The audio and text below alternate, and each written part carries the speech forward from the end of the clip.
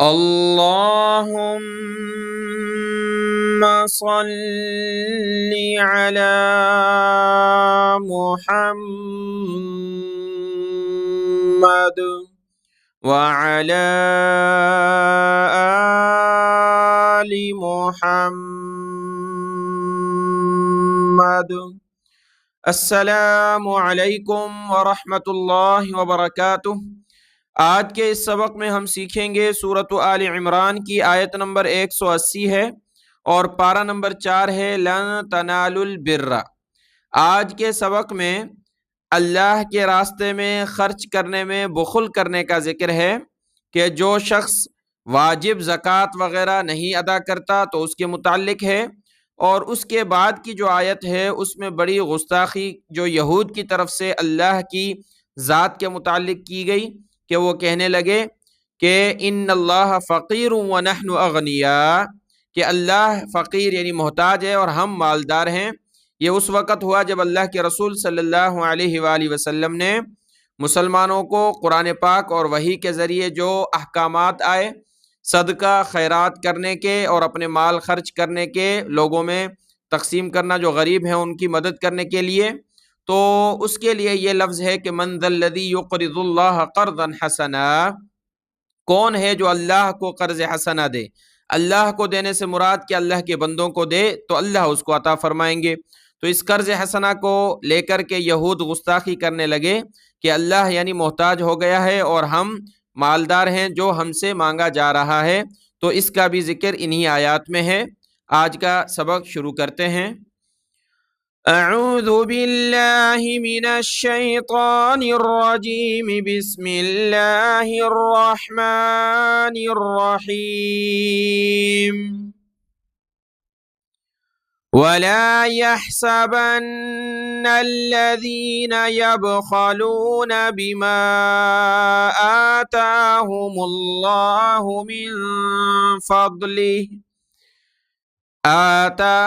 الله من فضله هو خيرا لهم بل هو شر لهم۔ ولا يحسبن، اور نہ گمان رکھیں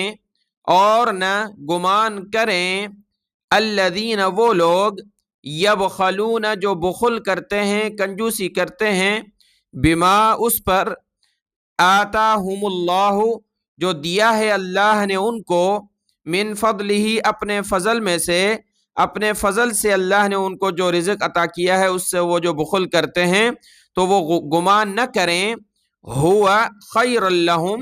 کہ وہ بہتر ہے ان کے لیے۔ یہ بخل کرنا، کنجوسی کرنا ان کے لیے بہتر ہے، یہ ایسا نہ سمجھیں۔ بل ہوا شر لہم، بلکہ یہ کام برا ہے ان کے لیے۔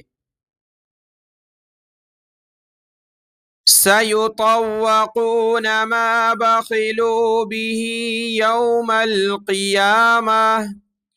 عن قریب توق ڈالے جائیں گے، ما بخلو وہ چیز جو انہوں نے بخل کی جس کے ساتھ قیامت کے دن، یعنی وہ مال جس مال کے ساتھ انہوں نے بخل کیا، کنجوسی کی، تو وہ گلے میں توق ڈالے جائیں گے، اس مال کو قیامت کے دن ان کے گلے میں توق بنا کر کے ڈالا جائے گا۔ یہ اس وقت ہے جب زکوٰۃ جو فرض ہے اور جہاں خرچ کرنا واجب ہے وہاں اگر کوئی مالدار مسلمان خرچ نہیں کرتا، بخل سے کام لیتا ہے، تو حدیث پاک میں بھی آتا ہے کہ ایسا مال جس پر زکوٰۃ نہ نکالی گئی ہو وہ مال جو ہے سانپ کی شکل میں یا توق کی شکل میں ان کے گلوں میں آئیں گے اور عذاب کی صورت میں ان پر مسلط ہوں گے۔ تو اللہ نے آگے فرمایا وَلِلَّهِ مِيرَاثُ السَّمَاوَاتِ وَالْأَرْضِ وَاللَّهُ بِمَا تَعْمَلُونَ خَبِيرٌ، اور اللہ ہی کے لیے ہے میراث آسمانوں کی اور زمینوں کی، آسمان اور زمین کے بیچ میں جو بھی ہے سب اللہ کا ہے، تمہارے ہاتھ میں فی الوقت ہے اور تم اس میں بخل کر رہے ہو، مر جاؤ گے تو یہی آسمان زمین کے بیچ میں پڑا رہ جائے گا اور اللہ کا ہی ہوگا۔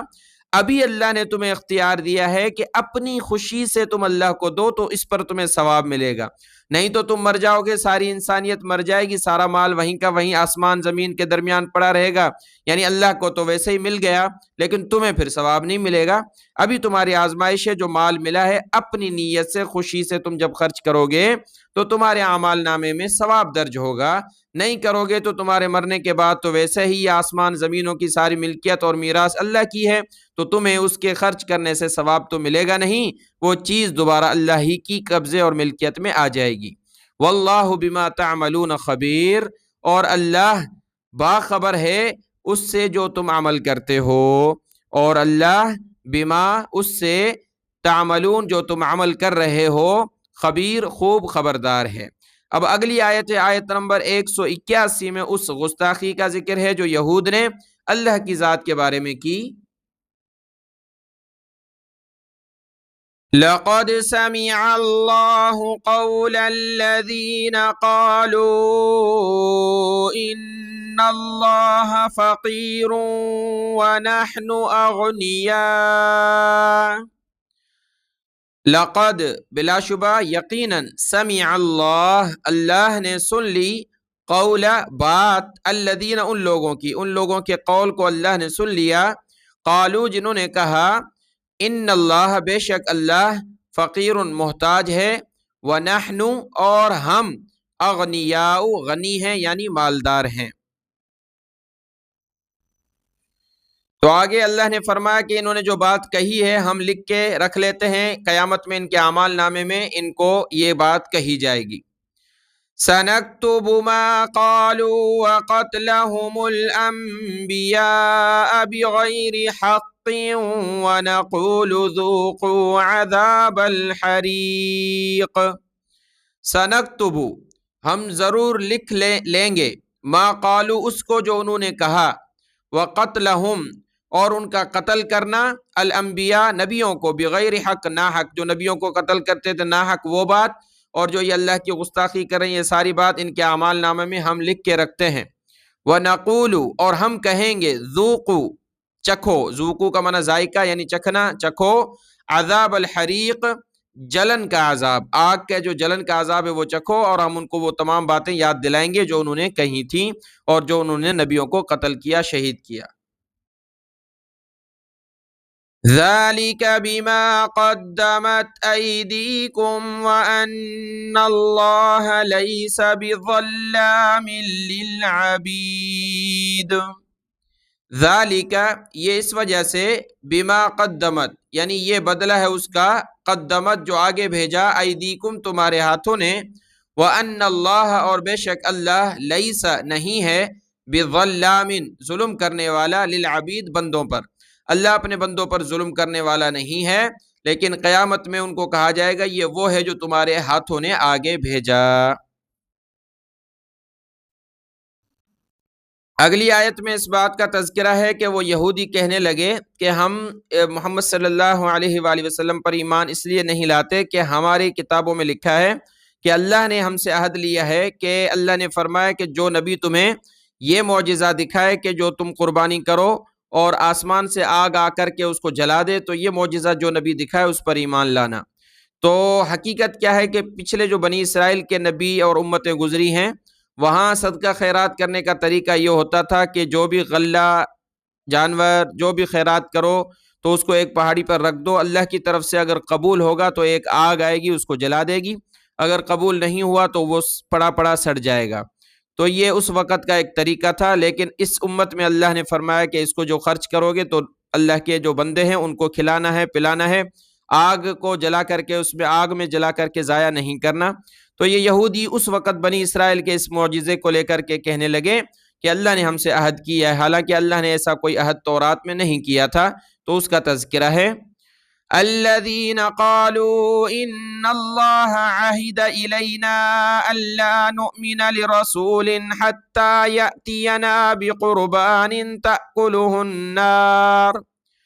الذين وہ لوگ، قالوا جنہوں نے کہا، ان اللہ بے شک اللہ، عہد اس نے عہد لیا ہے، الینا ہم سے، اللہ نؤمن یہ کہ نہ ایمان لائیں، لرسول کسی رسول پر، حتی یہاں تک کہ، یأتینا لائے ہمارے پاس، یہاں تک کہ وہ رسول لائے ہمارے پاس، بقربان ایسی قربانی تأکلہ النار کے کھا جائے اس کو آگ،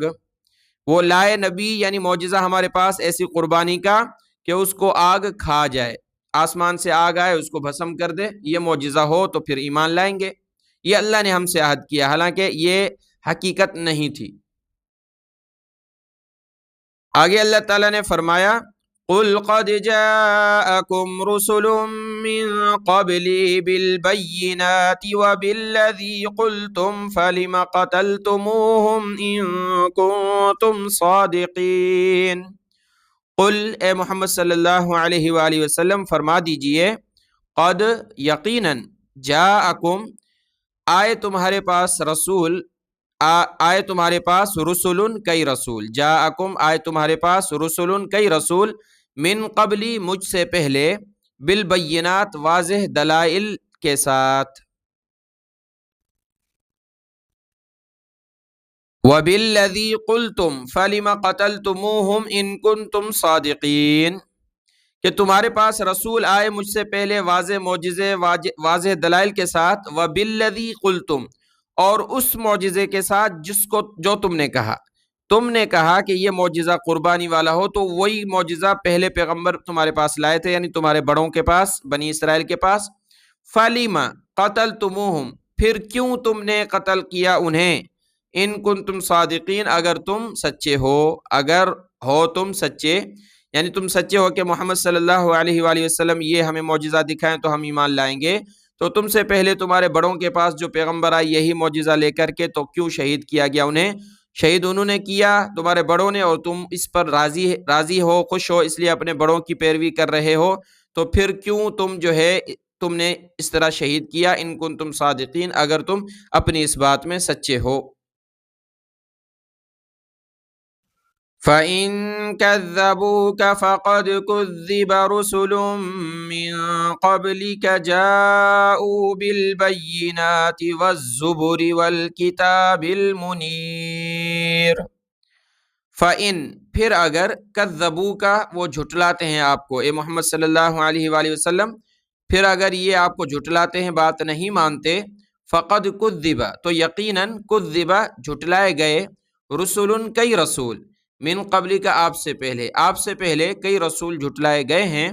جاءوا بالبینات جو لائے تھے واضح دلائل، واضح معجزات وہ بھی لائے تھے، والزبر اور صحیفے، والکتاب المنیر اور روشن کتاب ان کے پاس بھی تھی، اس کے باوجود ان لوگوں نے جھٹلایا تھا رسولوں کو، تو یہ آپ کو جھٹلا رہے ہیں تو آپ اس پر غم نہ کریں۔ آیت نمبر 184 مکمل ہوئی، آیت نمبر 185 سے انشاءاللہ ہم کل پڑھیں گے۔ آج کا یہ سبق دیکھ لیں، دعاؤں میں یاد۔ السلام علیکم ورحمۃ اللہ وبرکاتہ۔